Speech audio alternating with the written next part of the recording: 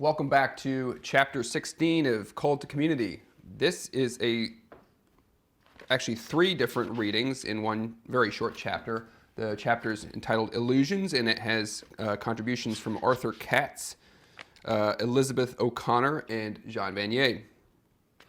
And it's kind of a continuation of what we were talking about last week, the Dietrich Bonhoeffer chapter on idealism and how idealism can be problematic in community. Actually, I hate saying problematic. It's a terrible word. Idealism can be an enemy of community because idealism is generally very vulnerable to being shattered when it comes face to face with the realities of human nature and human relationships. So this is this chapter, Arthur Katz first talks about why most people shy away from community, why they're afraid of it.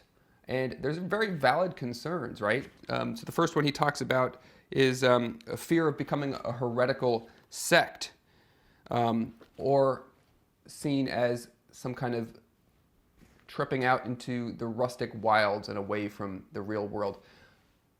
These are real concerns, wouldn't you say, Doreen? Yeah, I would say this is the common reaction that the concept of community mostly elicits, especially online, I would say. Mm-hmm. Once you actually start interacting with people from various communities, it brings it more down to earth, probably. Mm-hmm. But yeah, that jumped out at me right away because, yeah, it tends to be really polarizing. Either people are really scared of the heretical aspect or just the fundamentalist. Things getting weird. Yeah. We've all heard of communities where things get weird. Right. Or they're like, oh, you just live in utopia and the rustic wilds. So the way the way that I think about avoiding these pitfalls, being founded in Orthodox Christian tradition, I think is a great protection. If we go back to the examples of the early church, if we go back to examples of communities which no one would call heretical, the Benedictines, the Franciscans, the early Anabaptists, these were people who based how they were living on the Bible, not in any new revelation or some weird thing. This is how we protect against false teaching. And really the early church was very careful about not allowing for false teaching to creep in. If you read their baptismal instructions, that's one of the main things is trying to teach people to avoid false leaders. Right. In 1 Timothy chapter 3, he mentions the church is the pillar and support of truth. But then this chapter goes on to discuss sort of the romantic idealization of what community is going to confer or mean for us. And much like in the Bonhoeffer chapter, this romantic idealization, these writers suggest, needs to be shattered. We cannot allow, this is Arthur Katz, we cannot allow latitude for illusions and idealism or any other kind of humanistic tendency.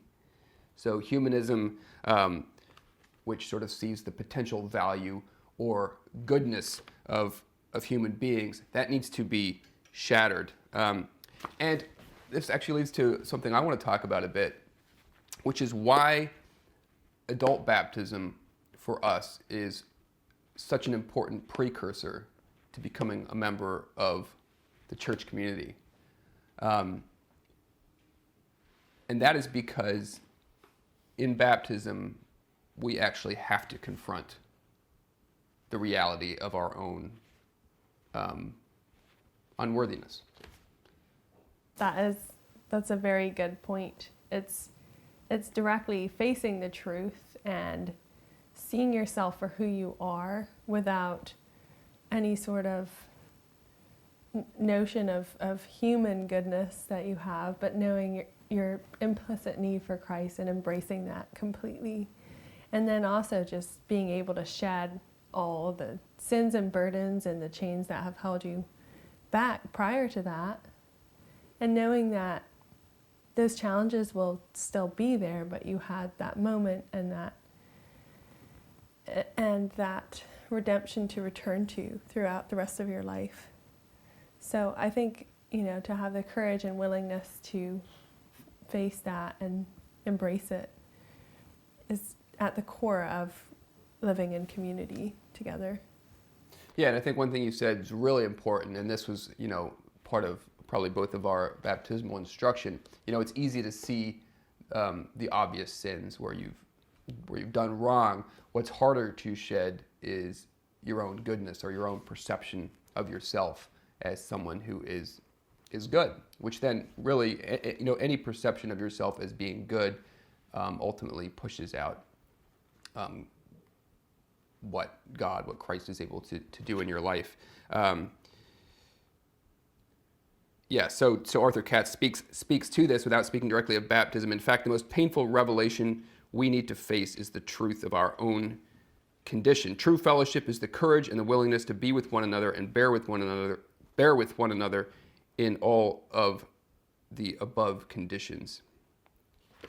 So I think that's a really, we often get the question, do you have to be Christian to live in community? Do you have to follow Jesus to live in community? And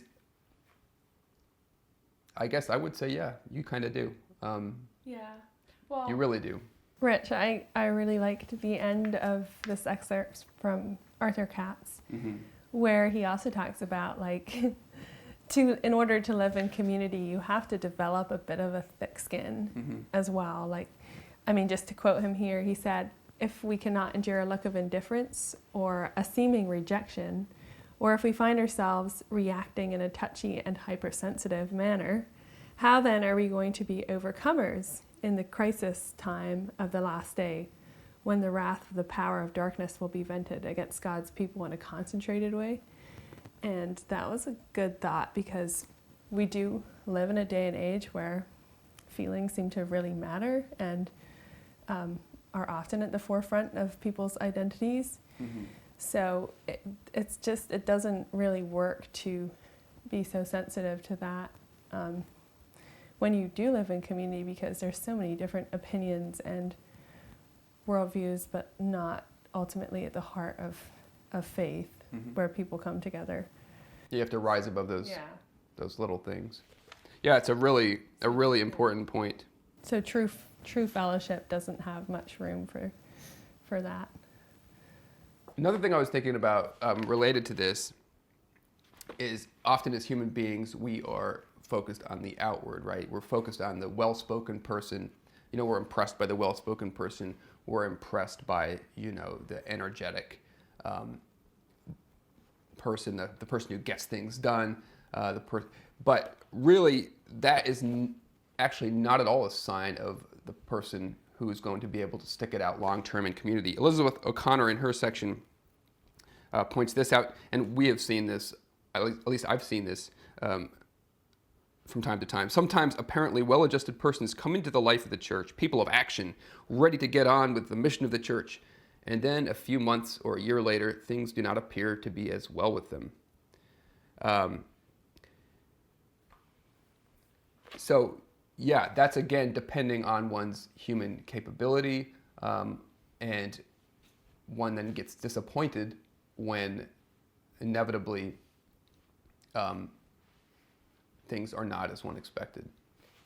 Yeah, and I think ultimately we all have our personality challenges, and I think in order to live in community, to be able to stick it out and endure whatever happens, you have to know that the real growth that happens is going to at times be painful, and be ready for that. It's not always painful, hopefully, but all the more, that's what brings the joy. It goes through pain. Yes. It goes through pain. And that's really the question, right? That's really the question for anybody who lives in community. It's a question for us. It's a question for anyone else who wants to. Can you survive the disillusionment, right? Can you get through those painful, heavy moments where you're come face to face with your own lack, with the lack of your fellow community members, with the lack of people you trust.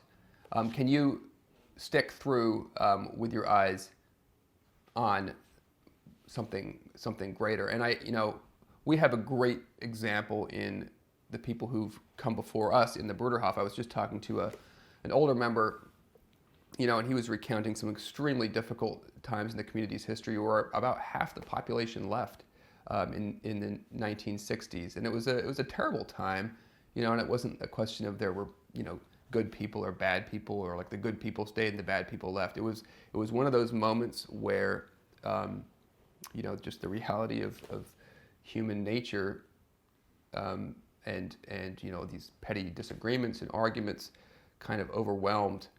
And he was telling me, one of the members who left, and he talked to him afterwards, said the things we did in the name of brotherhood and of love were just horrific. The things we did to one another. But then for those who stayed, who were able to rebuild through that pain, and they're still here, and it's an example and a witness to us today, which we are thankful for. Oh, for sure, and they are not afraid to share about those difficult moments and those times, and also own the fact that community can't be central to what you're worshiping together. It has to be Christ and built on Jesus and God's teachings. Cool. Well, I think that's probably good for this chapter. Very interested in your comments, questions, thoughts. Always. And we'll see you next week, chapter 17.